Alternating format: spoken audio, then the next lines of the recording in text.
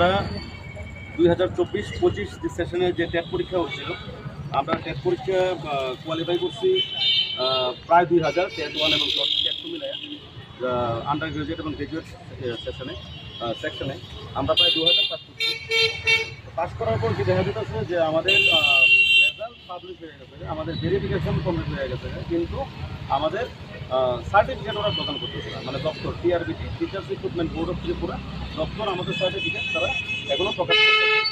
তো আমরা সার্টিফিকেট কী কারণে প্রকাশ করতেছে না আর আমাদের অতি সত্তর কেন নিয়োগ করতেছে না, এটা জানার জন্য আমরা টিআরবিটি অফিসে কিছুদিন আগে গেছি। তারা আমাদের সেরকমভাবে আশ্বস্ত করতে পারছে না।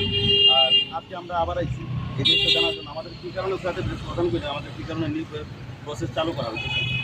আচ্ছা, এখন বিষয় হইতেছে আমরা দেখতেছি প্রতিনিয়ত ত্রিপুরার বিশেষ করে বুনিয়াদী স্তরে যে এলিমেন্টারি টিচিং ডিপার্টমেন্টে ক্লাস 1 থেকে একদম 10 পর্যন্ত যারা এলিমেন্টারি ডিপার্টমেন্ট, ওই ডিপার্টমেন্টে দেখা যেতেছে কি ত্রিপুরার প্রত্যেকটা স্থানে ছোটো বড় প্রত্যেকটা স্কুলের মধ্যে কি শিক্ষার্থীরা একটা আন্দোলন করতেছে।